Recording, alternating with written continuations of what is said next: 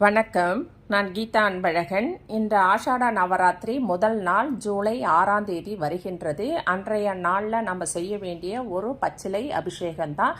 இது எப்படி செய்யணும் அப்படின்னா, ஒரு கிண்ணம் எடுத்துக்கோங்க. அதில் சுத்தமான தண்ணி விட்டு, கொஞ்சம் பன்னீர் விட்டு, பச்சை கற்பூரம், மஞ்சள், குங்குமம், சந்தனம் அதை கொஞ்சம் கொஞ்சம் போட்டுருங்க.